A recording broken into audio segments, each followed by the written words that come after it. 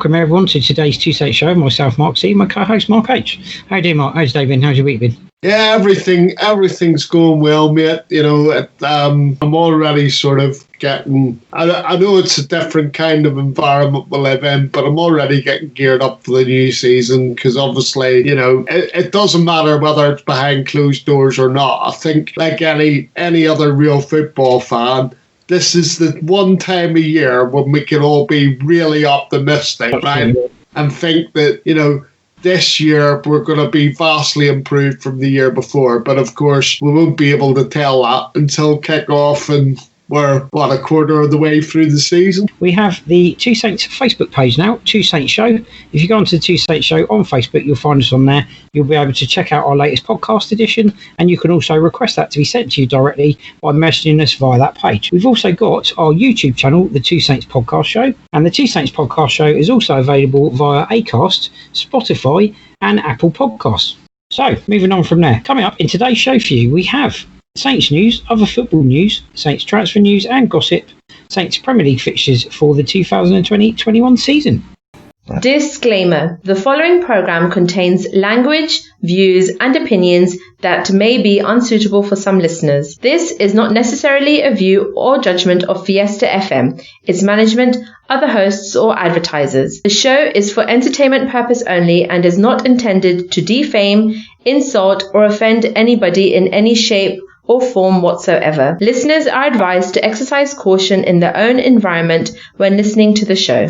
So, we'll go through the links first and we'll come back to the ones that we want to go into a bit more detail with. Player Awards vote is now open. James Ward-Prowse signed a new 5-year deal. James Ward-Prowse excited as ever for new season. EFL Trophy opponents confirmed. Former Glenn's teen can be big hit at Southampton, says Saints scout. Billy Sharp reflects on his time at Southampton and key transfer decision. China shirt crisis hit Southampton. Bertrand close to signing new Southampton contract. So the votes for the 1920 Player Awards are now open. It's time to choose the winners of two of the most prestigious annual awards at Southampton Football Club. Voting is now open for the 2019-20 Fans Player of the Season, sponsored by Virgin Media, and also the Goal of the Season, sponsored by Imperial Cars. There are some great contenders for both honours, with a host of first team stars enjoying memorable campaigns, while we also have a selection of 12 sensational efforts to choose from for your favourite strike of the year. The awards will be announced at a special dinner being held at St Mary's on Saturday the 22nd of August, where they will also be revealed on SouthamptonFC.com and on social channels at the same time. The voting links are provided on the website to pick your winners. So Mark, who do we reckon is getting Player of the Season? I think we probably... I'm a little bit disappointed because it sounds like there isn't any live coverage this year. It sounds like, you know, the dinner's kind of taking place on the pitch as I understand it. Yeah. And we're going to be told the results after the actual occasion, which is a bit of a shame because, you know, the supporters, you know, some of the supporters like to watch visually what's happening. Yeah. You know, I know there's a pandemic on and stuff like that, but you can always, you know, social distance with a camera, can't you? I mean, there's no point, there's no problem zooming in there or anything. Absolutely right. Yeah, a bit of a shame there, but. In relation to the award itself, I think it's a foregone on the players. Probably. The goal of the season's a bit more tricky. Couple of strikes from Danny Ings that stand out. Obviously, home to Tottenham, New Year's Day. That stands out. Yeah, bit of Moose and magic down at Brighton on his debut. Yeah, Moose's magic again at Sheffield United. You got Nathan Redmond's two absolute crackerjacks, one overall goal at Chelsea, and then you had his absolute superb strike against Crystal Palace. You know, they were all kind of standout strikes for me. Jay Adams with a very late contender with his goal against Man City. Well, exactly, you know, against Man City. I mean, I think I said to you before, one of my personal favourites, two of my personal Danny Ings favourites was the first or second goal against Villa when, you know, he's in the 18-yard box, but there's nothing on. I'm assuming he's had a quick look. He's just swiveled on the ball and hit it, and it's gone flying in. My favourites are... And then the Everton one, where he knows the ball's at his feet. He doesn't exactly, great awareness, because I would have said he doesn't know where the ball, he knows it's at his feet, but where exactly the ball is, he doesn't know. But obviously he did know where the ball was, because, that Everton away goal was a great finish. Yeah, for me, my two favourites are Letizia-esque goal against Tottenham. Ball comes over his shoulder, dinks it over Toby Alderweireld, takes him clean out of the game. Yeah. And then finishes with his left foot, sort of scuffs it a little bit, but very Letizia-esque goal, brilliant goal. And then the other thing about that... And obviously, as you said, Everton away, because the ball comes to him on his wrong foot, it's almost behind him, and he just dinks it a little bit, puts it on his other foot, boom, back of the net. Your description of the goal against Tottenham, I think for me as well, the fact that it's against, a world-class defender in Toby Alderweireld, and we can lay test to them. The thing is about not only did he beat him ends up, he completely took him out of the game. He left him on his backside, completely took him out of the game. Absolutely fantastic. I've never seen that. As I say, it's going to be an interesting evening as far as the goal of the season's concerned, because there is so many contenders. That's right. But in relation to player of the season, surely there's only one contender. Yeah, it's Danny Ings, isn't it? We're vulnerable to James Ward-Prowse. Yeah. But it's Danny Ings all the way. Yeah, Ward-Prowse definitely running him a very close second, and Stuart Armstrong probably arguably third place, I would probably say. It's probably a fair assumption. Right, so moving on from there, absolutely fantastic news coming out of the club recently. Southampton Football Club's delighted to announce that his captain, James Ward-Prowse, has signed a new 5-year contract at St Mary's. The 25-year-old midfielder has been with the Saints since the age of 8, agreed the new deal ahead of the new season, and is now set to take his association with the club beyond 20 years as a result. A former England under-21 captain, he's been capped twice at senior level for his country. He represents another shining example of the club's academy and reputation for developing young talent. Southampton manager Ralph Hasenhüttl said, "I've said before that Prowse is a player who shows everything that Southampton Football Club is about. It's not only his story of being developed as a player here, but also the commitment and attitude he shows in his work. He was not playing so much when I arrived, but he's listened and worked on every aspect of his game, and that's why he's reached the level he's now at. He has a passion for the club that everybody knows about, respected by everyone here. I know he's a role model for our younger players especially, and those are all reasons why he was the right choice to be given a long-term captaincy of the team and his club. He deserves congratulations for the contract, and this is very good news for our team and our club." Ward-Prowse said, "I think everybody knows it's a club that's very close to my heart. I started out here as an 8-year-old, just had that goal of wanting to reach the first team. My appreciation for the club is so big because the people within it and the infrastructure has allowed me to follow my dream as a young boy who wanted to play professional football. They've given me every opportunity and every helping hand along the way to reach that target. And for me again, it's another opportunity to repay that faith to everybody who's played a part in my journey up until now. Not just within the team, but the club. I really feel it's an exciting period for us. I think we've regained our identity as a team, and I think we're heading in the right direction towards where we believe we can go as a club. We've certainly got the infrastructure and the people around here to make that happen. It's up to us now to go and work hard in these next few weeks and ensure that we start the season the way that we finished the last one." I think that's pretty much nailed everything spot on from both of them, to be fair. Yeah, no, definitely. All I would say, Mark, is for me, the 5-year contract following on from the season he's just had, and the fact that in the last few seasons, he at least now has, he knows he's going to be starting every game, whereas with various other managers, and I'm not going to name names, he was in and out of the team a lot. Whereas, my argument with him being in the team, and I said it when he was out of the team, is, I know that people say, oh, you're sacrificing other things, but the thing is he is the creativeness behind the team, in terms of set plays and everything else that goes with that. Okay, he needs to get better at his penalty taken, but we'll overlook that, But all I would say is, Mark, as well, is that, hopefully the fans can look forward to a testimonial for him. People forget, his first game was a League Cup game at 17. Was? He was 17. against Crystal Palace. So when he hits the 27, that's 10 years, 10 years service in the first team in its testimonial year. Well, and who knows? By the time he reaches that landmark, he might have got Willie. He might have got Zaha sent off about another 4 times.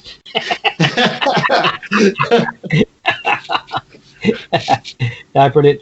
So obviously he says he's embarking on the 2020-21 season at Saints as excited as he has been in years. He looks to the future after signing his new contract. So he's obviously coming off the back of an outstanding campaign. He said, "It's the most excited I've been as a Southampton player for a few years now. Not just because of the captaincy and how things are going, but from a team perspective and for the club as well." So just a little bit extra on top of that. And he just basically said, as I said, it's a win-win for him. He's going into his first full season as captain. That's right.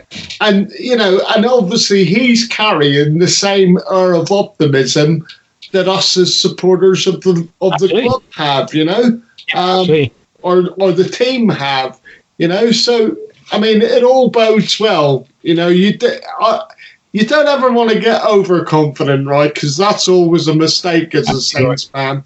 But you would like to think that going into it, everything seems to be pulling in the right direction, and we haven't had that for quite a few seasons. Absolutely right. Yeah, it's there's definitely an air of optimism around the club, isn't there, and around the supporter fan base. So that's that's been great because it's not been, as you say. I mean, the last time I think was under Koeman, wasn't it? So quite a few years ago. Right. So moving on to the next topic, EFL Trophy opponents confirmed. So Southampton's youngsters have been drawn in Group C for this season's EFL Trophy, along with MK Dons, Northampton Town and Stevenage. Northampton were obviously promoted via the playoffs from League 2 last season, joining fellow League 1 outfit MK Dons in the group stage. Saints are one of 15 invited Premier League teams, so they're invited. They don't have to pre-qualify or anything else. They get invited to participate, and they're invited to compete against the League 1 and League 2 clubs. If you actually look at the groups that Saints have been put in, I've got to say that there never seems to be a lot of difference to the groups that we play in. Yeah. I know the draw's regionalised, okay, but we always seem to be playing the same opponents. I mean, we played Stevenage a few years ago. We've played both MK Dons. Yeah. At this stage of the competition, the group stage, and we've played Northampton as well, and it would be nice to sort of see us get different opponents like a Gillingham or something like that, because we always seem to get those three. Charlton's another one we seem to get quite a bit. So it would be nice if we got some sort of different opponents. I mean, I accept that you're going to be drawn in the South section, but there's enough teams there to be drawn against other people that you may not have played in the competition before. Yeah, and let's hope this season they're a little bit more successful than last season, because they had a fairly short-lived run in the EFL Trophy, didn't they? I don't know. I think they got out the group the previous season, because I remember going to, but then they were knocked out straight away as soon as they got out of the group. So, a bit of a checkered past there, really. I'm assuming that we're still competing under the under-23 banner as opposed to, the B team banner. I've not seen anything to say. Which I think is going to be the case in that competition anyway. Let's hope that we can progress a bit more, because really our performances in recent seasons in this trophy hasn't been that great, given that we won it back in 2010 when it was the Johnson's Paint Trophy. Great experience for the youngsters, and you cannot put a price on experience, can you? And don't forget, the final's still played at Wembley. Absolutely. And the thing is, I know people might be indifferent because it's played in the auspices of the under-23s, and that's a lot more difficult to say on air. Trust me. But you've got to stop eating those thesauruses for breakfast, Mark. But what was I going to say? all I would say is, yes, it's the under-23s, but again, it's an opportunity as a supporter to go to Wembley, and if they did make it per chance, I'd still go and watch the game. It doesn't matter to me. It's the team, whether it's under 23s or whether it's the full team. It doesn't really matter to me. If we're turning up at Wembley for a major final for that age group or whatever, I'd go and support the team. Of course I would. So, let's hope that we can make a better showing of ourselves than in recent seasons. So, next topic. Former Glentoran youngster can be a hit at Southampton, says Saint Scout. And this relates to Matthew Carson of Glentoran. He's already made a big impression at the Premier League's club's academy. Glentoran Academy graduate Matthew Carson's hit the ground running at Southampton, according to the Saints scout who spotted his talent at the Oval. Saints Northern Ireland representative Neil Kelly has been keeping a watchful eye on the 16-year-old defender since his move to St Mary's 2 weeks ago. Carson, who hails from Larne, recently joined up with the Premier League club and has been training with the under-18 squad ahead of the new season. Matty's stats during the early training sessions with Southampton have been phenomenal, Kelly told Belfast Live Sport. His stamina has always been a big asset. He's a left-back with a fantastic engine and also very good technically. In the 2 weeks he's been with us, his stats have been above some of the other kids there. Great news, Mark. Sounds like you've got another fantastic. I stuck that one in for you for your pronunciations, and they were fantastic, by the way. Thank you very much. But anyway, just to say, obviously, he's a fellow countryman, so I will watch young Matthew Carson's progress with interest, because obviously, for it to be in one of the major papers at home, and it was fairly significant article about him. It's fairly big news. So, and in fact, there's been hopefully he's as good as they're making him out to be, especially the scout. And he's been having rave reviews since he's been at Saints for the last 2 weeks. In fairness, Mark, no pressure, Matthew. Go out there and express yourself. In fairness, Mark, you can testify to the fact there have been some fairly decent Irish left-backs over the years. Oh, yeah. So, if we get another Wayne Bridge on our hands, most of us would be quite happy with that, wouldn't we? Yeah, no, without a doubt. Or another Gareth Bale, or, Cool. We'd be over the moon if we got another Gareth Bale. If he turns out to be off as good as he is now, anyway. Yeah, brilliant. So, I think we'll move on to the next story, because this is a little bit more in-depth.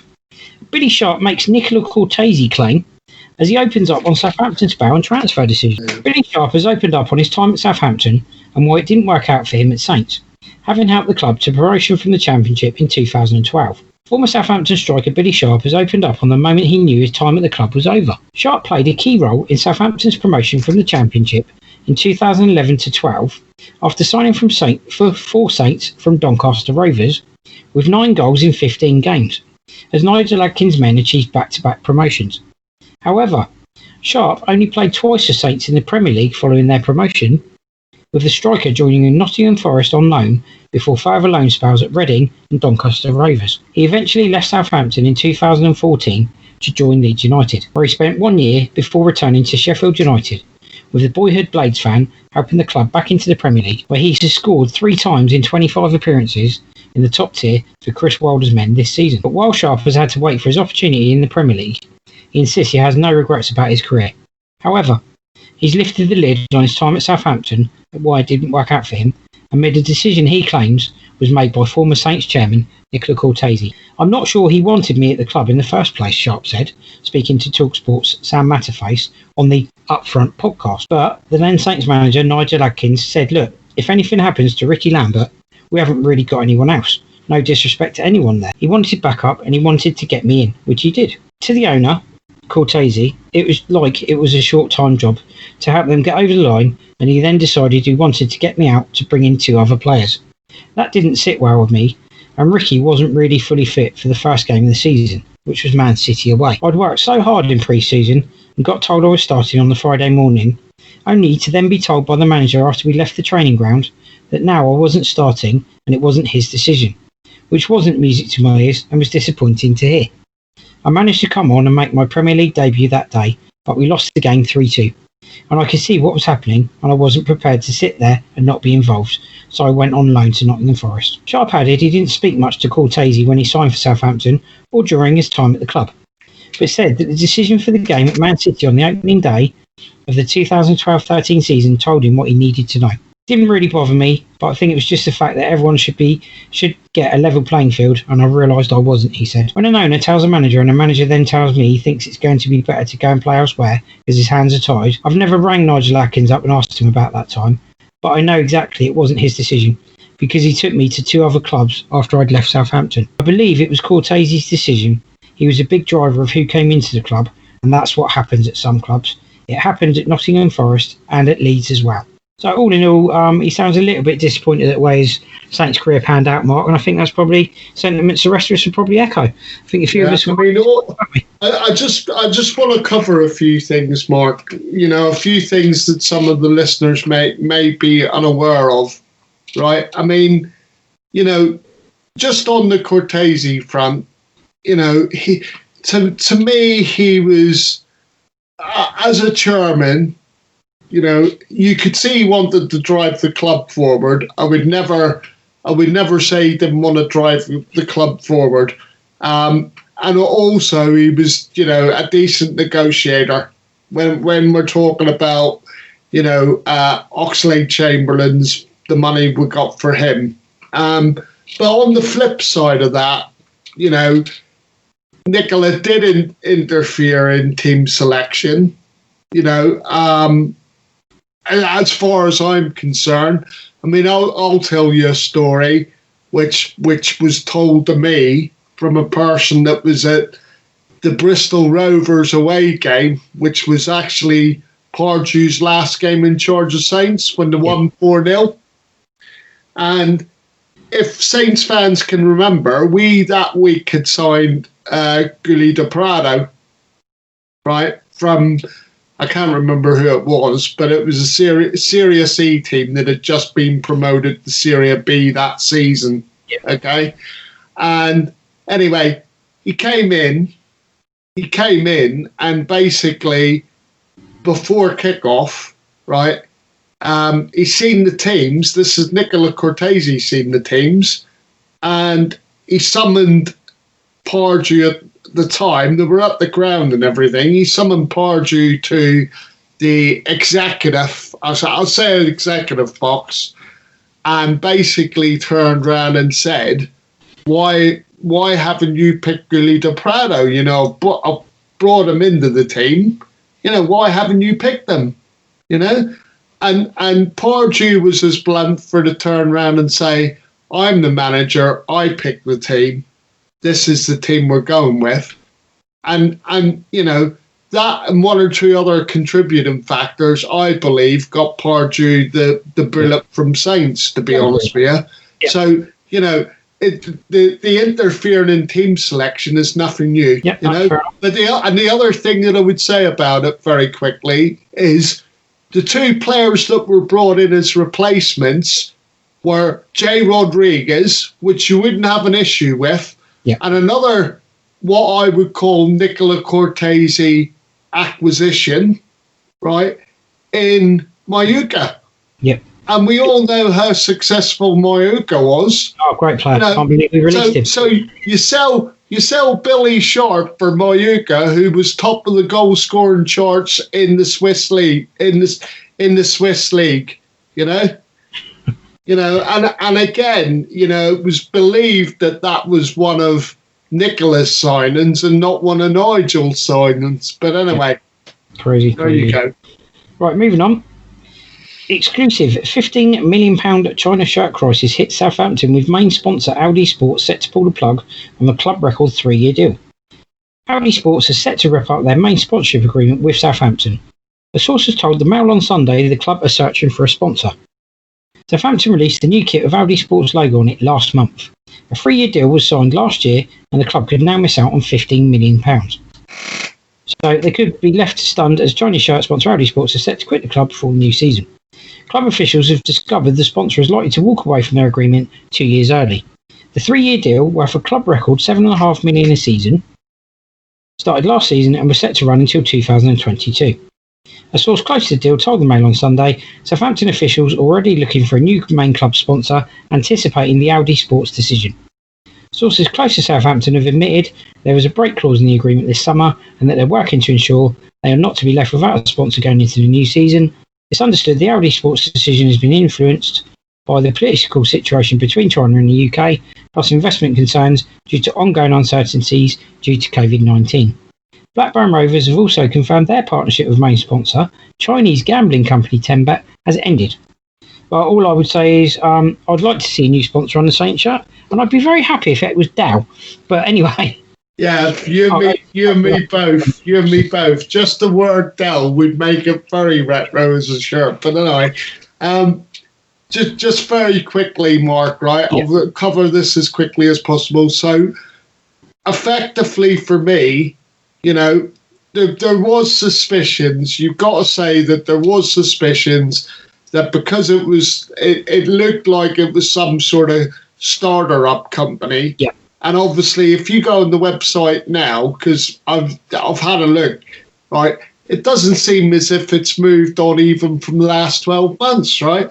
And obviously, you had Saints fans turning around and saying, well, is this being used as a vehicle by Saints owner, Mr. Gao, to you know, either manoeuvre money out of the country or whatever, you know? But, I mean, besides all of that, it's just really suspicious that, you know, we're only a year into we've only done a year of the contract. There's another 2 years to go, and all of a sudden we're pulling the plug.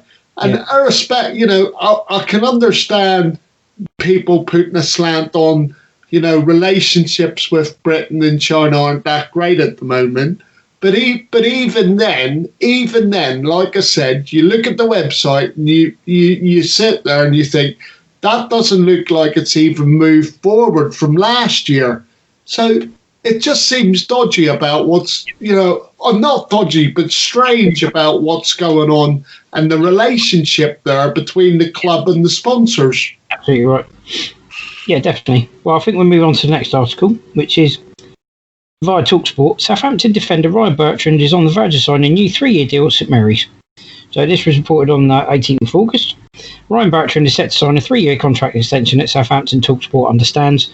His current deal expires next summer, and manager Ralph Hasenhüttl is keen for the England international to extend his stay on the South Coast. Great news, and let's hope he signs it quickly, Mark. Yeah, I just endorse that one. Yep, definitely. 100%, mate. You know, right. Get it done. Happy days. Yeah, definitely. Career review, definitely an asset, and we definitely want to keep hold of him. So we're going to take a brief break, and when we come back, we'll be going into other football news. Every Thursday at midday to 2 p.m, join Mark C and Mark H for the Two Saints Show. Follow Southampton with pre-match previews and updates from St Mary's live on Fiesta 95 FM every Thursday with the two Marks. Be there or be rectangular. Right, welcome back, everybody. So, other football news. Premier League scraps winter break because of congested 2020-21 schedule.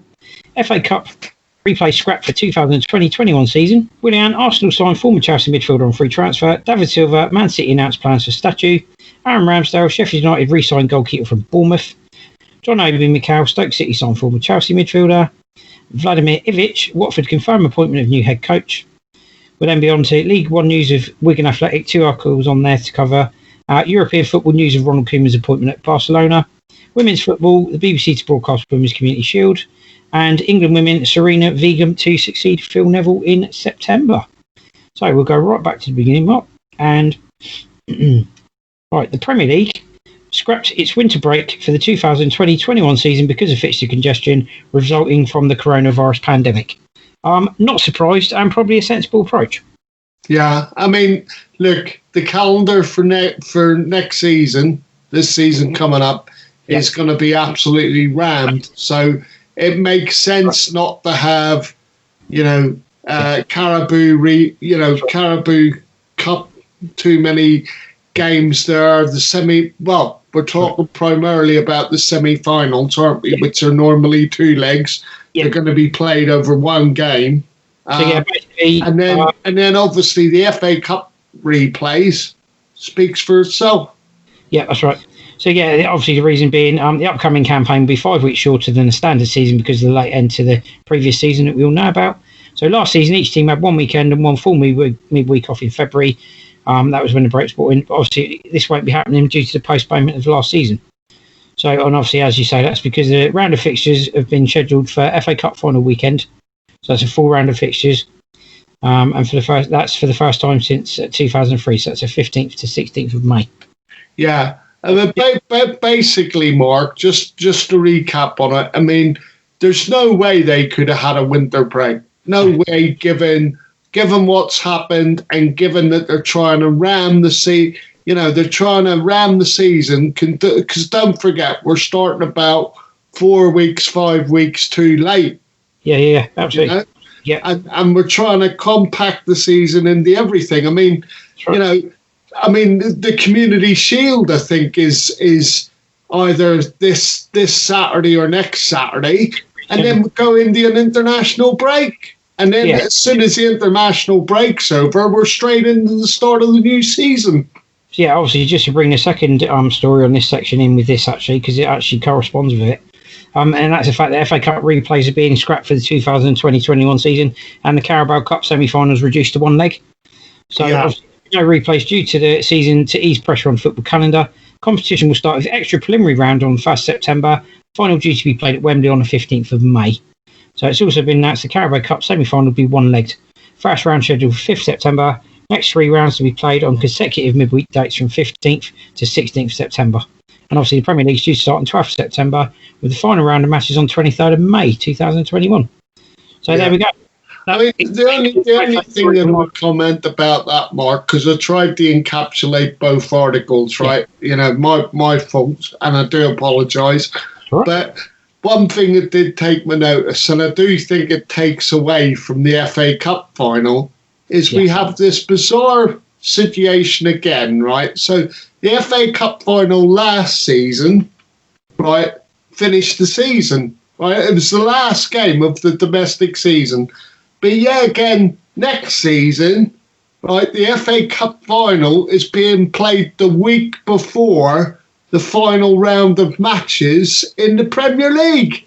And you sort of sit there and you think, when you're doing that, you're actually taking away from the FA Cup. Yeah. But anyway, there you go. Right. So moving on to that, news that Willian, the former Chelsea midfielder, has joined Arsenal on a free transfer. So there we go, Mark. No fee involved there, but an awful lot of wages. And I should imagine the 55 staff who are going to get made redundant from Arsenal are pretty damn right annoyed about that. Yeah, I would agree, mate. But like the Arsenal statement said, we're getting rid of these 55 people, but fear not, Arsenal fans, our transfer budget will remain intact. Yeah. Right, so David Silva, obviously Man City legend in most supporters' eyes at Man City. They've announced plans at Man City for a statue of David Silva at the Etihad Stadium. And as you said, Martin, I agree with you, by the time the season starts, they'll probably have an entire team outside the Etihad Stadium statues. Yeah. You won't even be able to find them. All I'm going to say about it, Mark, is, right, and it's a little bit like... Going up. Yeah. No, it's funny because, you know, we've just spoken about Nicola Cortese, right? And, you know, he had the attitude that history started whenever he sort of took over as chairman. You know, that was when our history started. Forget about anything else that went before. And you sort of sit there and you think, okay, so this follows on from the announcement last season that they were going to build a statue of Vincent Kompany. Yeah. And I'm sort of sat there and I'm thinking, yes, they're both great Premier League players and, you know, they'll go into the Hall of Fame or whatever, but a statue straight away. And I'm sort of sitting there thinking, it smacks of the new owners, right, thinking, let's do this, let's put a statue up. You know, what about delving into your history and putting a statue of Colin Bell up there, or a statue of Franny Lee, or, you know, some of the other great Man City players that played for them, you know? And I sort of sit there and I think to myself, yes, and over time, you know, you might want to put a statue up there, but I just, you know, and I don't want to sound like I'm belittling, right? Because, you know, what both players have given to English football in the Premier League, right? In Vincent Kompany and David Silva. I mean, David Silva used to be one of the first players who used to try and put in my fantasy team every season. He was that good, you know. You know, and you'd usually be able to get him fairly cheaply, you know, and get him in your team. But as I say, you know, they were great. They are great players. But the statue thing, I just sit there and think to myself, you know, come the end of next summer, they'll have a whole team out there, and it'll be players that have played under the current owners. You know, it won't be players that enriches city's history, which is what statues, to my mind, should be about. It's the same as when you're naming, you know, a stand or something. I mean, it would have been probably better, right, to my mind, if they had named one of the stands after David Silva or Vincent Kompany. But the statue thing, I just sort of think, oh, absolute madness. You look at statues of players/managers that are up. So Bill Shankly at Liverpool, okay? Yeah. That's why there's a statue of him there. Goes without saying. Not an issue. Bob Paisley, not an issue. Bailey Stadium. Goes without saying. 1966 World Cup winner, Bobby Moore, statue outside Wembley. And outside the where now Boleyn Ground or wherever they are now. West Ham, obviously. So there's that. Ted Bates at Southampton. Chairman, manager, Mr. Alf Ramsey at Ipswich. Bobby Robson at Ipswich. You know, there's a reason those statues are there. You know, and Matt Le Tissier, for example, at Southampton, his entire career at Southampton Football Club, there's no statue of Matt Le Tissier outside St Mary's Stadium, who you could argue should be out there. Yeah. Bob Stoker at Sunderland. You know, when Sunderland won the FA Cup in 70. They're talking about celebrating key players that are a huge part of history. Why is there not a statue of Bobby Stokes outside St Mary's? You could argue Bobby Stokes deserved a statue outside. But the thing is, it extends to everything, right? Because obviously we've got you know, Ted Bates outside our, you know, and the argument really is, before we started on the players, you know, you sort of sit there and you think there should be a statue of Laurie Mack somewhere, you know, but you know, that probably won't happen until the wrong time, to be honest with you, Mark. You know, because my argument is you should celebrate people while they're alive. I mean, I have no issue with these statues being built, right? But there should be statues also that reminisce of Man City's past. It shouldn't just be all about these people have been playing for them recently. Great players though they are, you know, it should be about also about the past. And you know, what I would say is I have no issue with the statues going up. But if you're going to do statues of people that, you know, were there when the new owners were there, you've got to temper that with statues of players from your past. You know? We'll move on to the next story. Aaron Ramsdale. Sheffield United re-signed goalkeeper from Bournemouth. So Sheffield United have re-signed goalkeeper Aaron Ramsdale from Bournemouth for £18.5 million. Again, another one of those transfers that Bournemouth have taken the first offer that came along. They're obviously in a bit of dire straits financially, obviously now getting relegated to the Championship. It's almost panic decisions at times. It sort of sees it. It's probably not, but it does look as though it's a little bit of a panic decision. Again, a bit like the Nathan Ake situation. First offer they got, they took. I mean, the thing is obviously we know that when a club goes down, right, they need money. So they need to get money in quickly, right, to stop the water from flowing out, you know, the bottom of the plug hole. The only difficulty with that is obviously Jason has signed on as the new manager, and already he's getting the rug sort of pulled from under him, because I think Ramsdale would have been probably because he's one of the younger players. He's probably one of the players that he would have looked to have kept.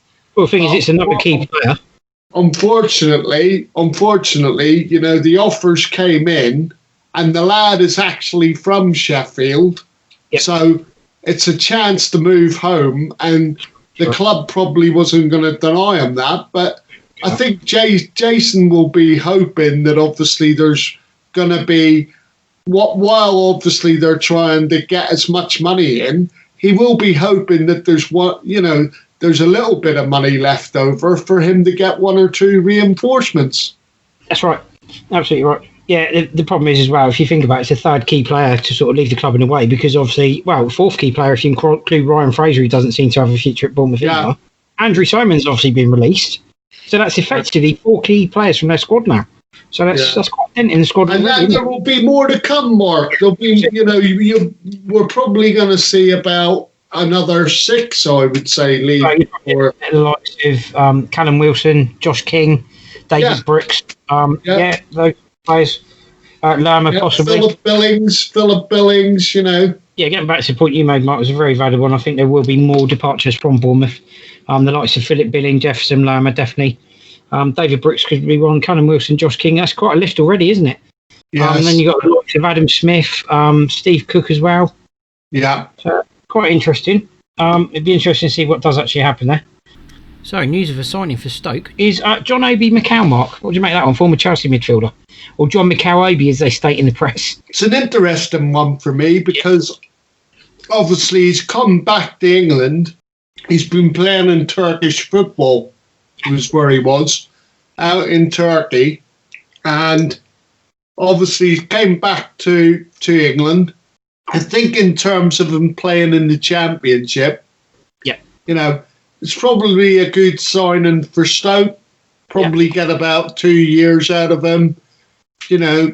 Potentially, again, another signing that could help them achieve, at least getting into the playoffs next season, which I believe Michael O'Neill, who's the manager there, I believe that's what he will be aiming for. And he's made 2 solid signings there. So, hopefully for the Potters fans, they can go into this season with greater optimism after struggling the last 2 seasons in the Championship after coming down from the Premier League. Yeah, certainly be hoping that the signing is going to make a big difference. Because, Stoke are one of those teams, aren't they, that did a bit of a Sunderland in the fact that they went down and started to struggle, didn't they? Some teams do go down and struggle and other teams don't. But I think it's fair to say Stoke were one of those teams that did struggle a little bit when they went down, didn't they? Yeah, and you find that do that. Saints found it a little bit difficult when they first got relegated from the Premier League, didn't they? It took a little while to get the squad back together. Yes, very much so. The only thing I would say is when Stoke got relegated, and they retained the bulk of their Premiership squad. That's right. And it has been a surprise because those same players have remained there. It has been a surprise that in the last 2 seasons they've struggled. Hence, they had Nathan Jones there, who's gone back to Luton. Right. His tenure there was short-lived. We had the current Millwall manager, whose name's escaping me at the minute. He was also at Derby. He had a stint there. Actually, he's from the island. Gary Rowlett. All right, Gary Rowlett, right? He had a stint at Stoke when they were in the Championship. When they got demoted, he took over from Paul Lambert, I think it was the last Premiership manager, that they had. And basically, both of them struggled. And now we've got Michael O'Neill's came in. He managed to save them from the drop this season.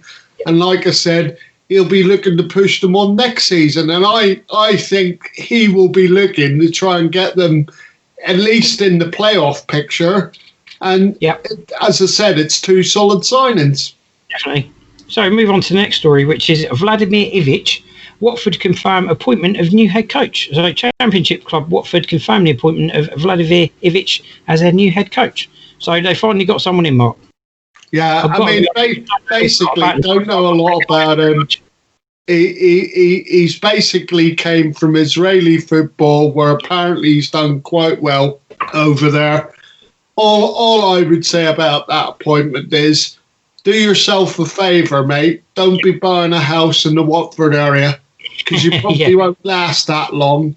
You know, you've signed, yet again, it's another Watford manager that's signed on a rolling contract, you know, which basically means don't unpack your suitcase, you know.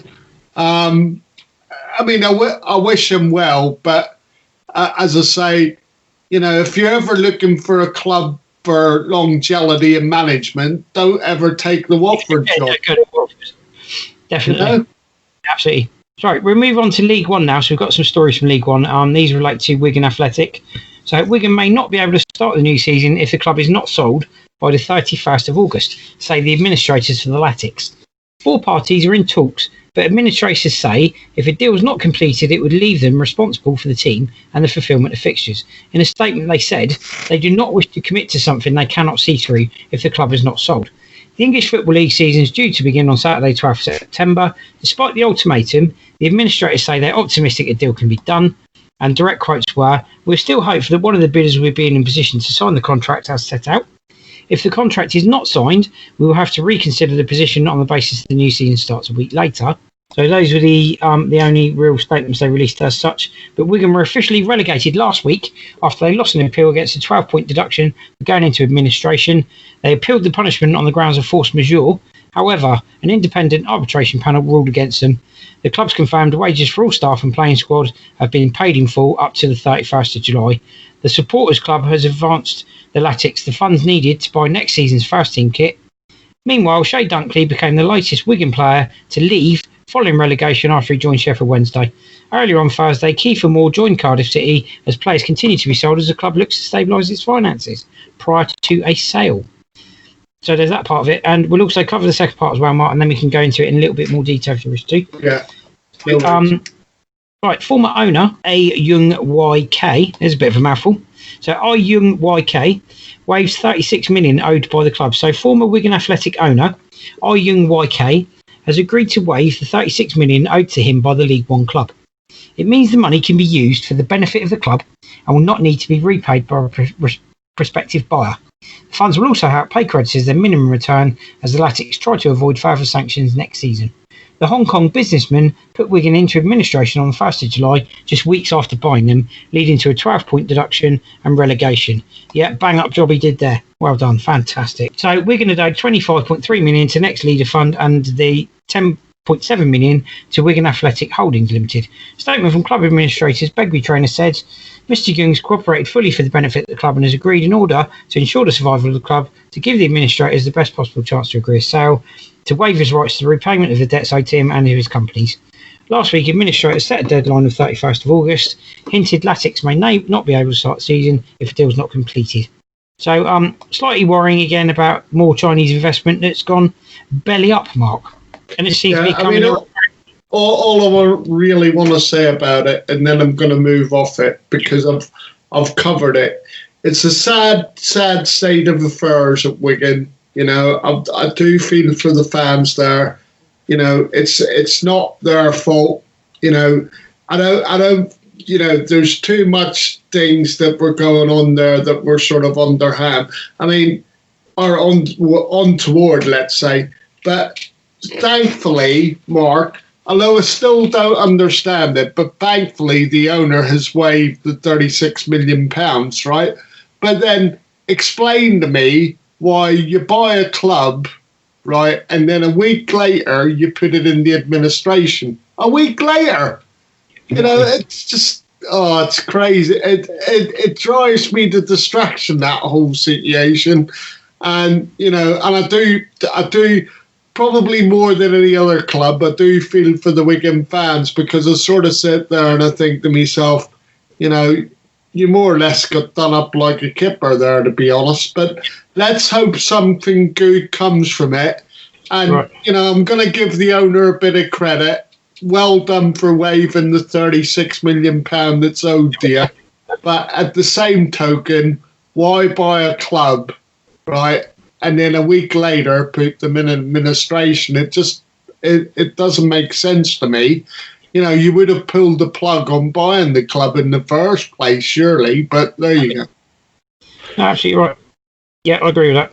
Well, I think we've covered those sorts of topics quite frequently and in quite a lot of detail when we have covered them on the show. So that's definitely a good time to move on from that one. Right, so European football news. This is quite good for, and not a massive shock, I'm guessing, given the man who's got the job, Mark. Ronald Koeman, Barcelona manager, plans to speak with unhappy Lionel Messi. Well, he's probably a little bit happier now you've taken over, Ronald, given your career and given who you played for and who you've managed as well. So would you say it's a good point, Mark? I think it probably is, and we're not really surprised, are we? I forgive you, Mark. I give you the wrong link there. Really, I couldn't actually find the link saying Ronald agrees to be Barcelona manager. So, yeah, let's take it from there. Look, at the end of the day, I'll say this, Ronald has always stated, right, that the Barcelona job was his dream job. It was the one job that he wanted to go and do more than any other, more than helping out at Ajax, more than managing at Groningen, more than working in the Premier League, and more importantly, more than managing his own national team, right? And that stems from the fact that he won the European Cup with Barcelona. Right? He win it, actually. Yeah. And he was, he was tutored by the likes of Van Gaal, and Cruyff and people like that there, that all had connections with Barcelona like himself as well, I mean, he played the majority, a fair majority of his career there. And I think it's an appointment that he's comfortable with. What I did find interesting was he said that this is not going to be a revolution, so I don't think we're going to see, we'll probably see the older players being taken out, and obviously they'll need to raise funds as well. But I don't think we're going to see swaves of new players come in at Barcelona. The biggest job on his hands, possibly, is potentially having to convince Messi to stay, isn't it? Because nobody really knows if he's going to stay or go. And I would argue that's probably Ronald's biggest job, to be fair. It's probably to find out if he's going to stay. Because he's made a very good point in the fact that I think he's actually said it himself. Obviously, Messi's the captain. He's the world's greatest player. And you want the world's greatest player in the team, not playing against it.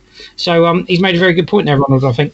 Totally definitely. The only point that we'd make on Messi specifically, Mark, is, I expect them to stay at least for one more season, right, to see how it goes. I mean, obviously at the minute, on the back of them going out of the Champions League in the manner that they went out, losing the Bayern Munich the way they did. Obviously you're going to be sat there and you're going to think, your first thought is, I want to get out of this place, because, but for me, basically, the thing is when you look at it, how many teams can he go to? How many teams in the world can afford his wages, right? And I've only came up with 3, right? The first one is Manchester City, right, who have expressed an interest in taking him on before, right? Whether Guardiola, who obviously, they would be able to link up again, but whether Guardiola would want them at this precise moment in time, especially given that Manchester City's probably going to try and do a little bit of a rebuild themselves in the summer after losing the Premier League title, So is that going to happen? Maybe not, but obviously they've expressed a wish in taking them on, before. The thing is, he's not getting any younger, is he? No. And then the other thing is the only other club I can see taking them on would be Paris Saint-Germain, who have the money to take them on. Yeah. But again, would they want them? And I just think, I just think at the end of the day, give Koeman a chance. See where you are for a season. And if you feel the same way next summer, there's still that possibility for him to move on. But the wages is a stumbling block, mate. The wages is a stumbling block, definitely. No chance of him linking up with Cristiano at Juventus then? No, I mean, at the end of the day, you know, with all the best will in the world, it's probably costing them an arm and a leg to have him, you know, playing for them. I don't think they could afford him and Messi. I think you're probably right there. Well, I think we'll move on from that one as well now. So, the BBC to broadcast Women's Community Shield doubleheader at Wembley. So, the BBC will show live coverage of the Women's Community Shield between Super League champions Chelsea and FA Cup holders Man City on the 29th of August. The first Women's Community Shield since 2008 as part of the first doubleheader of women's and men's showpiece matches at Wembley Stadium. And the women's match will be shown live on BBC One and iPlayer, followed by the Men's Community Shield, also behind closed doors between Arsenal and Liverpool. Women's Community Shield will kick off at 12:30, with the men's equivalent, which will begin at 4:30, to be broadcast by BT Sport. Yeah, so as far as I'm aware, that's going to be taking place, what is it, this weekend, next weekend? But the thing I was going to say, Mark, is, you know, it's being shown on the BBC, so people have a chance to watch it, and it sort of follows on promoting the women's game, especially after watching the European Championships and also the World Cup, you know, because the greater exposure it gets, the more chance that the Women's Premier League have of getting greater crowds in through the turnstiles and stuff like that, you know? See, right? Yeah, and we're hoping that you know, and that will in turn that helps with the England setup, doesn't it? The Lionesses, etc. Yeah. And that brings us very nicely to the next article. What a brilliant link there! I wasn't even trying. So, England women, Sarina Wiegman is to succeed Phil Neville in September 2021. She was obviously the number one choice, and they've appointed her. She was their number one choice, said Baroness Campbell, the Football Association Director of Women's Football. England's a cradle of football, and I'm very much looking forward to contributing my experience and expertise to this ambitious team, said Wiegman. So, absolutely brilliant. They finally found the person for the job, and we wish her all the best, Mark. And if anybody's in any doubt about the appointment of the England's new women's manager, right? You know, this is a woman who took over the Holland job from a male coach, right? And the Holland national women's team was going absolutely nowhere, right? And in the space of 6 months of her taking over, they'd won the European Championships. And then 2 years later, she guided them to the final of the World Cup against the Americans. So, you know, my hope is, because I actually think that the England squad is one of the best women's England squads that there is around in women's world football at the minute, right? So, you know, hopefully this appointment can drive them forward to win the next European Championships, which I believe are being played in this country. And St Mary's has been nominated as one of the stadiums that's going to show some of the matches, which I'm looking forward to. I'm going to try and get tickets for, you know. So let's hope in 2 years' time, you know, England are European Championship winners, you know. And let's hope that in 4 years' time after that, you know, or 2 years' time after that, they're lifting the World Cup. You know? Absolutely right. Yeah, absolutely. And let's not forget, everybody, this is the woman who was in charge of Holland who beat Mark Sampson's England side in the semi-finals at Euro 2017, I believe it was. Yep. Right. And that brings us brilliantly to the end of that section of today's show. So we'll come back after a very short break and we'll be doing Saints, transfer news and gossip. We'll be back shortly. It's Mark C and Mark H. Mark my word, they're here with everything in the Two Saints Show. Right, welcome back, everybody. So, Saints transfer news and gossip. Club said to have reached agreement with Southampton and player over loan move. Southampton eye Kamil Joviak from Lech Poznan. Southampton revive interest in Olivier Nisham. Southampton linked player available for just £5 million. Southampton make £11 million bid for 16-goal forward who is like Edinson Cavani. Weston McKennie, Southampton in talks with Schalke over £20 million deal. West Brom to rival Aston Villa for Saints striker Mogul Obafemi. Southampton could trigger £5 million clause to sign relegated star in bargain deal. So the first, Besiktas have reached an agreement with Southampton midfielder Mario Lemina, according to Turkish website Assist Analyz. The Gabonese international has also been linked with a return to Galatasaray after his low spell there last season, but Analyz report he's now agreed to sign for the rivals Besiktas. It's reported Besiktas have convinced Southampton to loan him to them, and the 26-year-old will earn $1.3 million next season with the Super League side. You look at the kind of loan deal that Saints got for Cedric Martin, this is ridiculous, isn't it? The amount of money they paid for Mario Lemina, even the loan fee is absolutely staggeringly small. It's ridiculous. I mean, I think the thing is it's the old crossroads, isn't it? You know, the problem that they have, you know, they're lucky in the sense that Carrillo only has one season to go, right? But the main sort of problem child are the people like Carrillo, Hoyt and Lemina, and trying to get those three main protagonists out the football club, right?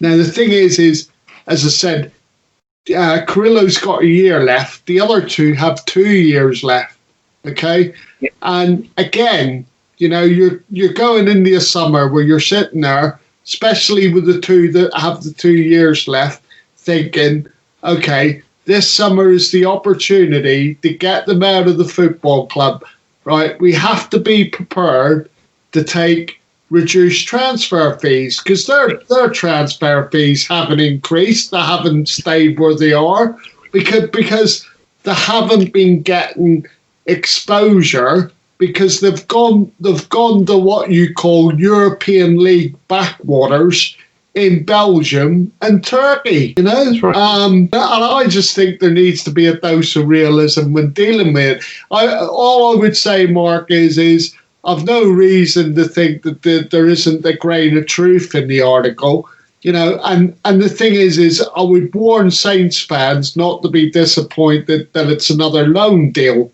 you know? But the thing is you sort of sit and look at the club and you think, you know, at what stage are we going to turn around and say, you know, let's cut our losses with these people, take whatever we can get for them and get them out of the football club. Yeah, I mean, to be fair, I'd be tempted to just drop the price right down on some of these players like Mina and just go, do you know what, £5 million is yours. Just take him. You know, just get, because you're faced with that or ripping up the contract or getting nothing for them. I just don't even think you get that off the clubs, right. You know. I mean, it's and it's more or less the same with Wesley Hoyt, but you know, don't get me wrong, it's a difficult situation for the club, you know. Right. And the only upside, I suppose, is that, you know, 1 out of the 3 only has a year left in his contract. But again, you know, you look at him and you think, who's going to take Carrillo? He's got a year left, but who's going to take him for the year? He's manager at Vélez Sarsfield. Well, we're all hoping he will, but, you know, we haven't heard anything since about that. I think we'll move on from old Mario. He's taken up more than enough of our time over the last few months. Windows, years. Yeah, definitely. You've gone grey just waiting for it to happen, Mark. Don't worry, there'll probably be another article next week, Mush. Right, by the time Mario Lemina shipped out of Southampton, we'll be pushing up daisies, mate. But anyway, German website Die Stube have claimed that Southampton are one of a number of clubs interested in signing Lech Poznan winger Kamil Joviak this summer, but we could face competition from Man United. Well, if we face competition from Man United, folks, you know where he's going. It won't be Saints. All I would say is, and that's good enough. I mean, all I would say about this lad is, mate, he is exciting. I've got to say, you know, I know it's only Polish football and people might think the standard blah, blah, blah. But when you look at his assists and goals for a winger, you sort of sit there and you think, if it's a reported 5 million, you know, I mean, even with COVID and everything that's going on in terms of the transfer market, £5 million, I mean, I don't care what Premier League club you are, it's a dip in the ocean, right? And we only pay, let's remember, right, we only paid £5 million for Bednarek from the same club, Lech Poznan, right? Yep. And what a success he's turned out to be. I was also going to say, if you look back over years, there was a certain little known Latvian called Marian Pahars who turned out to be absolute dynamite, Martin. Nobody knew how he was before he joined us. And I'd also say there was a certain Serbian that joined Saints under Ronald Koeman, and everyone kind of batted on and went, "Oh, don't know a lot about him. He can't be much good." And it turned out Dusan Tadic was half decent player as well. Yeah. So certainly don't write off players from that neck of the woods. Don't write off Central European players or European players, because some of them turn out to be quite useful. Yeah. Yeah. So I say, no, I mean, totally the ringing in. There was a little bit more paid for Tadic because he was 9 million, but ringing endorsement for you in relation to obviously Marian Pahars, because that's the sort of buy that you're talking about, and really, 5 million for a Premier League club. Even with the financial difficulties there are at the minute, it's nothing. It's a dip in the ocean these days, £5 million for a player. Absolutely nothing. Right, we'll move on to the next story. Saints have apparently revived their interest in Olivier Ntcham. Southampton have revived their interest in Celtic midfielder Olivier Ntcham, but have been joined in the transfer race by Premier League rivals Everton and West Ham. Well, he'll probably go there because they pay more money. Anyway, 24-year-old has been linked with a move to England after playing a starring role at Celtic Park for the past 3 seasons. Well, I'll tell you what, it's going to be a hell of a window, judging by all the players we're signing up. The thing is, and I think we said this a couple of weeks ago when it looked like it was hotting up and we were going to be signing and all the rest of it, right? I've got to say, he's played the last couple of games for Celtic. He looks a little bit too good for that league, to be honest with you. And I probably shouldn't say that because he is Celtic's player at the end of the day. But having said all of that, Mark, right? I mean, I would still tend to be more tempted to go for him than Weston McKennie. Although I understand the thinking with Weston McKennie because he's 3-4 years younger. And he is pretty high profile. He plays for Schalke and everything else. But I just look at the thing is, I want to sign Weston McKennie. He'd probably be my first choice. Yep. But the problem I have with Weston McKennie, and I always look at it in relation to the transfer budget that Saints have, right? 20 million for him, or doing a deal for Ntcham for about 12 to 14 million, and I just think, it's about cutting your cloth, and I worry about overspending, to be honest with you as well. I know I probably shouldn't look at that as a supporter, but I'm a realist as well. I know what kinds of budgets we have and stuff like that. Right, we'll move on to the next story, which relates to Southampton have apparently made an £11 million bid for Almeria striker Darwin Núñez. In a battle between two Uruguayan goal machines at the weekend, a 33-year-old veteran came out on top against the young pretender. And this was a game involving Christian Stuani of Girona, who beat an ambitious Saudi-backed Almeria side over 2 legs to secure their place in the Spanish second-tier playoff final. So we've apparently, Mark, made an £11 million bid for Darwin Núñez. Interesting. As I said, Mark, I'd love to know where all this supposed money's coming from. I can only think it's that little bit of investment we got recently. I would think that we're struggling even to clobber together the fee for Weston McKennie, to be honest with you. But anyway, let's discuss the story. Would I like to see him come to the football club? Yes, I would. Do I think we'd need to move somebody out? Yes, I would. Yes, I do. Do I think that, we could move someone out? Yes, I do. And that will come up later in the transfer news. But I'll be very, very keen to sign this lad. I mean, £11 million. It's not an insignificant amount probably for Saints, but I mean it's not a lot of money. We've paid a lot more money for another Uruguayan that turned out to be an absolute flop when Cortese was here. And he got all the build-up and all the fanfare. You would have thought that it was Pele on the pitch. Oh, it is unbelievable. Yeah, and we know certain Gaston Ramirez. Yes, We were that is who I'm referring to. Yes. He didn't quite deliver on the promise we all thought he had, sadly. No. Anyway, we'll move on to the next. Southampton apparently have been in talks with Schalke over a 20 million deal, according to Sky Sports. So when this one implodes and falls apart, Sky Sports are going to be looking just a tad silly. Yeah. With a on their faces from a certain egg. I mean, apparently there are talks over a 20 million deal for Weston McKennie.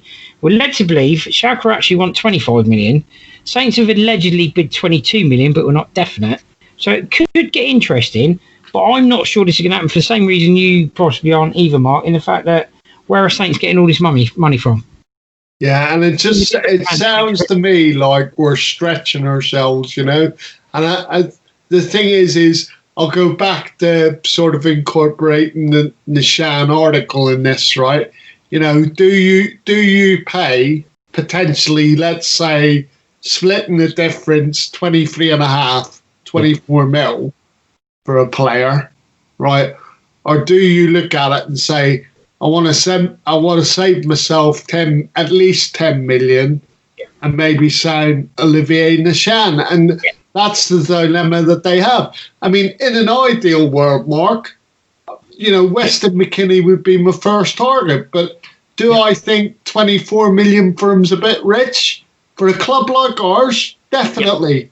But then if we sign him, though, the thing I would say is, if we sign him, right, and I could maybe live with that if it means us signing nobody else, because you sort of look at yourself and you think, well, the three main positions that were problems at the start of the window have all now been addressed, right? Given that Højbjerg moved on, then obviously we needed to bring in another central midfielder. But the thing is, in an ideal world, yes, he would be my number one choice. I'd want to sign Weston McKennie. But then I sort of sit there and I think to myself, can Saints afford to sign him?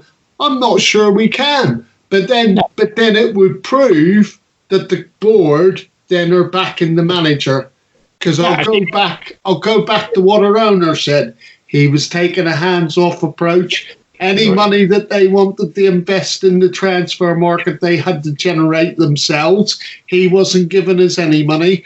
So, it would be good news if he was to sign, but then you can't really expect the club to sign anybody else once he's on board. Whereas you sign somebody like Olivier Nishan, and you sort of sit there and you think, well, you've got wriggle room maybe to bring in one or two others. The thing is, if you manage to ship a couple of players out and they go for a half-decent fee, you might have a chance of doing it. But you'd probably be looking at, obviously, Michael Obafemi's been linked with West Brom and Aston Villa. So that's allegedly 10 million roughly if that happens. So that could be 10 million. Harrison Reed allegedly being linked with an 8 million move. That gives you 18 million. So you're not too far short of the 20 million quid we've apparently offered, if we've offered that. You'd probably cover Weston McKennie, but as you say, you're probably going to be pushed a little bit further then to try and find any money for anyone else. Yeah. So that's that price. Yeah, we probably could. Yeah, that is where your problem lies. You might be like you said. And I'm glad you covered that because I was going to, but now you've done it. You stole my thunder a little bit. Right. The thing is, but when you look at the mathematics of it, potentially there's the money there, and all the stars have to align as well. We're talking about Obafemi. We don't know really whether these clubs are interested or not. I'll give him a little. If you're going to discuss personal terms with him, offer him a bit of Jarrett chicken. You'll probably get the signing done. He's quite fond of a bit of chicken. But as I'm very good. But as I'm saying, the Harrison Reed deal, I think, will get done unless the club decide, you know what, sod all these central midfielders. We're going to go with Harrison Reed for the season and save ourselves a bit of money. That's still a distinct possibility, Mark. Because I'm not particularly hearing. I mean, apart from him talking once Fulham had got promoted, right? and him saying, if I go back, I want more game time and all the rest of it. I mean, I haven't heard any more real news on Harrison Reid. So, he could have went back. They could have had a conversation. I don't know what's happened there. He might have been given extended time off, obviously. Yeah, I'm not actually aware of who hasn't yet, but it is alleged that there are a couple of players that didn't actually return for pre-season training. So it'd be interesting to see who they were. Yeah. Well, there is a possibility that Harrison would be amongst them, because obviously he might have been given extra time, given that, he had a longer season because he played in the final, the championship final. Yeah. So, but, the thing is like, at the minute, it's all sort of conjecture, but I take on board what you're saying about Weston McKennie and the possibility of raising the money, but all the stars have to align to be able to do that. So, the Michael Obafemi situation, West Brom are apparently going to rival Aston Villa for Saints striker Michael Obafemi, but there's nothing really concrete on that one, is there? So that's just a maybe. So, what I would say is there's definite interest from Villa. Okay, West Brom this week came out and flatly denied that there was any interest from their end, but Villa have came out and said that they are interested in the striker. Well, I think we'll move on to the next story, because this one is an interesting one. I think this is cloud cuckoo land, and I'll just describe it the way I put it. Southampton could trigger a 5 million clause to sign relegation starting bargain deal. Danny Welbeck has a 5 million release clause in his Watford contract. There's a very real chance Southampton will trigger it.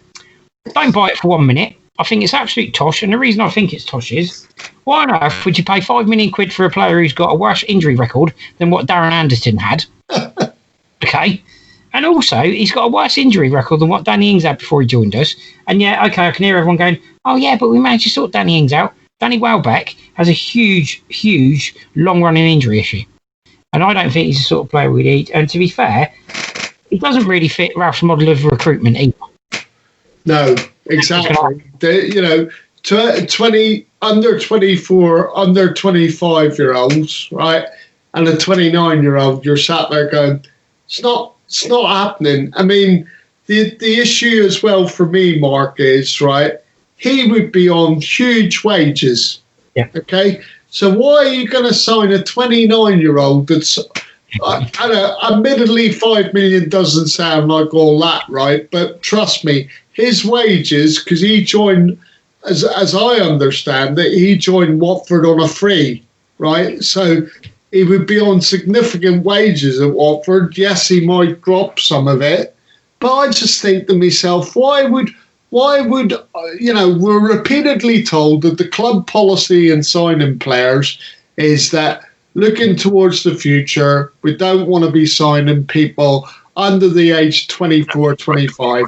Yeah, the thing is, before anyone says, oh yeah, but we signed Danny Ings and he was over that age limit, remember one thing, everybody, please. That was not a Ralph signing. No, exactly. Danny Ings was not a Ralph signing before he came in. Exactly. It was Les Reed's last signing, his last parting gift. Thank you for the parting gift. You actually pulled off a bit of a... To be fair to him, it worked out. But, as I said, the philosophy is under 25, under 24-year-olds, why would we be signing a 29-year-old? I get the experience thing, but why would you do it? There's three things with this, right? Is it realistic? No, I don't think so. Is it going to happen? No, I don't think so. No. Is it way too much to play for a player of that age? Absolutely. No. And the fourth one I've just thought of now, would you really want to sign Danny Welbeck? No, thanks. No, I mean, the only thing I would say is, the one reason why I included it was lots of Saints fans are talking about it. I feel duty bound on the show to cover most of everything that goes on during the week, whether it's transfers or whatever. Yeah, we've covered it. And the other thing that I would say briefly to people was this week also we were linked with Chris Wood, the striker from Burnley. Ourselves in Newcastle were linked with. I didn't include it in the links because the guy's 28 years of age and they want to fee 13 million quid. And I don't see Saints paying 13 million quid for a 28-year-old. Mind you, if you look at recent history, certainly in recent seasons, he has a better record of finding the back of the net than Danny Welbeck. Well, there you go. Says it all, really. I just thought I'd tie it up. Says it all. Right, at that point, that's really good. That wraps that up really nicely. Wraps up all the transfer news and gossip for now. And that brings us to the end of that section. So only one more section left for today's show, which we'll cover shortly. We're just going to have a short break. When we come back, we'll be covering the Saints 2020-21 fixtures that have now been released. Woohoo! Yay! So we'll take a very short break and we'll be back after that. The Two Saints Show here on Fiesta FM. Tune in every Thursday, 12 till 2 for informative football chat and great tunes. Right, welcome back, everybody. So, the 2020-21 Saints fixtures, starting with September. So, Saturday the 12th of September, Crystal Palace versus Southampton, and that is away at Selhurst Park. Then we follow that up on the 19th of September, and these are all Saturday games at the moment, but these games are all subject to change depending on TV scheduling and obviously cup games if there are any. So 19th of September, which is another Saturday, Southampton at home to Tottenham Hotspur. And then followed by the 26th of September, away to Burnley up at Turf Moor. So Burnley versus Southampton, and that is the 26th of September. And that brings to an end of the fixtures for September. I'll pass you over to Mark H now. He's going to run you through the October fixtures. Right, so in October, Saints have at home to West Brom on the 3rd of October, Saturday the 3rd of October.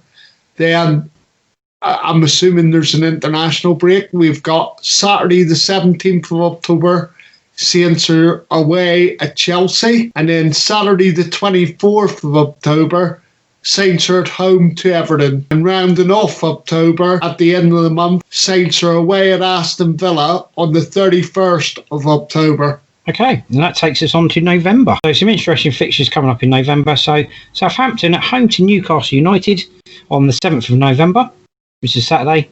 These are all Saturday games at the moment, but obviously, as I said, subject to change depending on scheduling. Saturday the 21st of November, away to Wolves. And Saturday the 28th of November, at home to Man United. And that leads us on to December, Mark. Over to you. Right, so December, leading off on the 5th of Saturday, the 5th of December, Saints are away at Brighton and Hove Albion. Then on Saturday, the 12th of December, they're at home to Sheffield United. Then on Tuesday, the 15th of December, they're actually away at Arsenal with a 7:45 kickoff. So that's Tuesday, the 15th of December. Then we move on to Saturday, the 19th of December.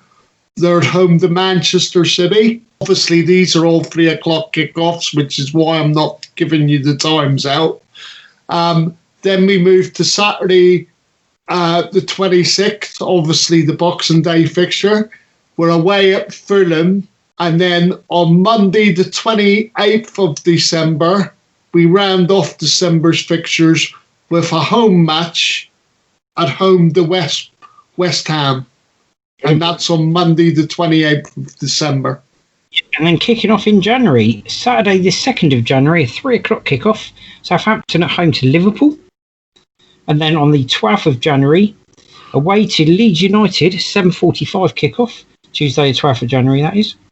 Saturday the 16th of January, away to Leicester, 3 p.m. The 27th of January, Saints were at home to Arsenal, that's a 7:45 kickoff. And the 30th of January, my birthday, Mark, Southampton are at home to Aston Villa, a 3 o'clock kickoff. Fantastic. Hopefully I might be able to take you and go and see that fixture, mate. Fingers crossed. You know? Brilliant.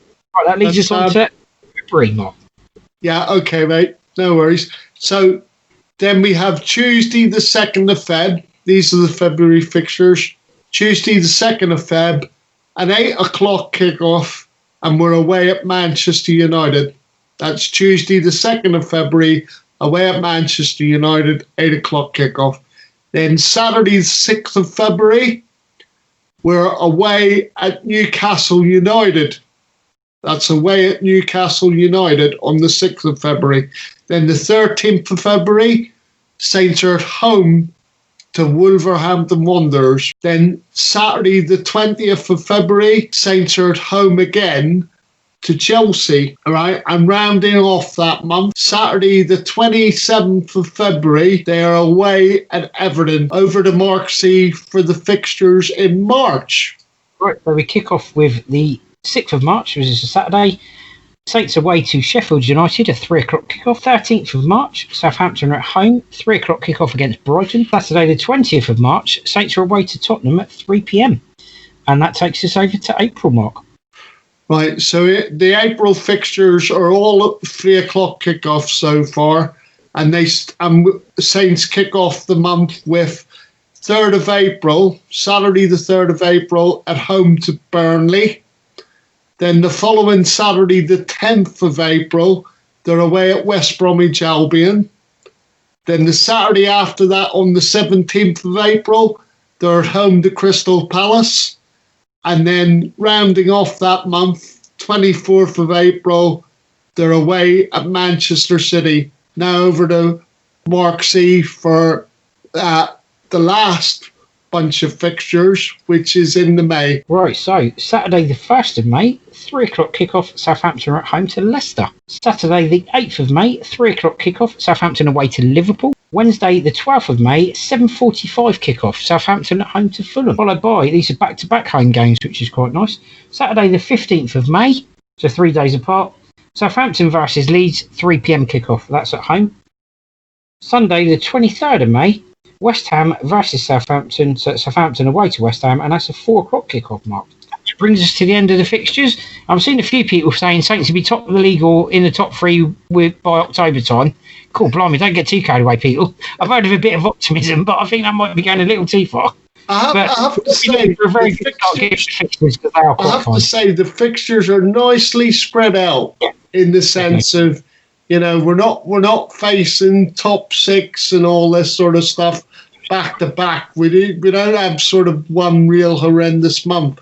Although a word of caution in there, I've already targeted the worst month for us during the season, to my mind, will be February, because in that month alone we have 3 away fixtures, right, against Manchester United, Newcastle United, which is never a good hunting ground for us anyway. We don't like travelling that far north, I don't think.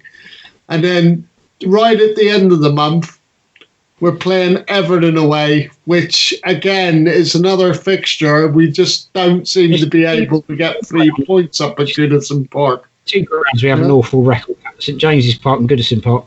It's interesting actually, because the only ground that we do really well at that's got park at the end of it is Fratton.